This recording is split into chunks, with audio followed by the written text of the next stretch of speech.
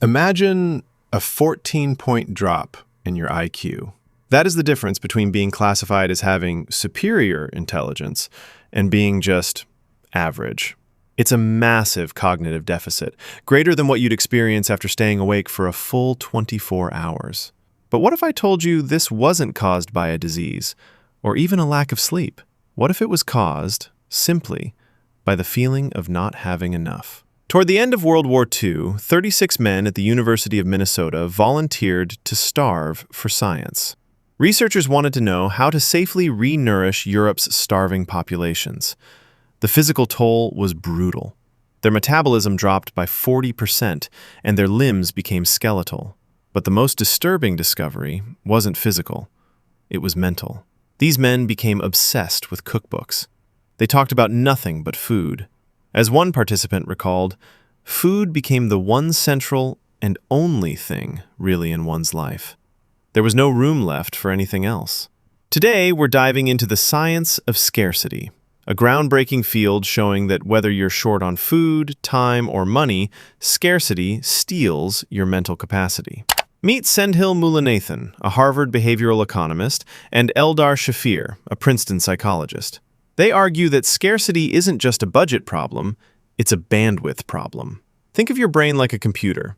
When you're running too many heavy programs in the background, the whole system slows down. You haven't lost your inherent capacity, you just can't access the full power of your processor. Mullainathan and Shafir took this theory to what they call the best lab in the world, a New Jersey shopping mall. They gave subjects a hypothetical scenario. Your car needs a $300 repair. Can you afford it? When the cost was low, rich and poor participants performed equally well on IQ tests.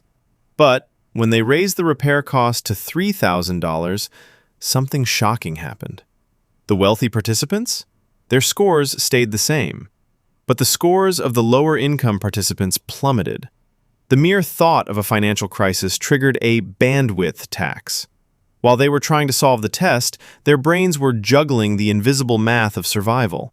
How will I pay rent? How will I feed my kids? This isn't about bad character or laziness. It's about a struggling mind creating a chemical shift in the brain, specifically in the frontal cortex, causing glucose levels to plummet. To prove this wasn't just a fluke, Mullainathan looked at sugarcane farmers in India. These farmers get paid in one lump sum, once or twice a year.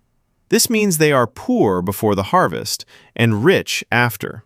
The researchers found that the same farmers performed significantly worse on cognitive tests before the harvest than they did after. The only thing that changed was their financial circumstances. The conclusion was undeniable. Poverty itself taxes the mind. This creates what the authors call the scarcity trap. When you are focused on putting out fires in the short term, you make decisions that are disastrous in the long term. Take payday loans. In 2006, there were more payday lenders in the U.S. than McDonald's and Starbucks combined. These loans seem ridiculous to an outsider, but to someone in the grip of scarcity, they are a logical response to an immediate emergency. They even proved this with Princeton students playing Family Feud. When students were time poor, they started borrowing time at high interest. This led to a vicious cycle where they spent all their time paying back debt instead of winning the game. Success and failure weren't about the students' abilities, they were about the situation they were put in. So, how do we fix this? Mullainathan says we need to stop looking at the pilot and start looking at the cockpit. During World War II, the military saw an insane number of wheels up crashes. Pilots were accidentally retracting their landing gear instead of their wing flaps after landing. People blamed pilot error, but investigators noticed it only happened in two specific planes, the B-17 and B-25. In those cockpits, the two controls were identical and placed right next to each other.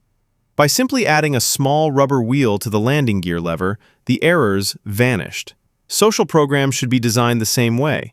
If a low-income person misses a job training class, our current systems often punish them. But what if we designed for fault tolerance? Mullainathan suggests parallel sessions. If you miss week 3, you simply jump into the same session running a week behind. This isn't coddling, it's acknowledging that bandwidth is a limited resource. Even small nudges work. When companies changed retirement forms so employees had to opt out rather than opt in, enrollment jumped from 45% to over 80%. In Cleveland, sending simple postcard reminders for rent improved on-time payments by 20%. Small changes, huge effects. Bandwidth is a core resource. It is just as real and just as limited as the dollars in a bank account. If we want to solve poverty, we have to stop asking what's wrong with the pilots and start fixing the cockpits they are forced to fly in. Scarcity captures the mind, but better design can set it free. Thanks for watching, and see you in the next briefing.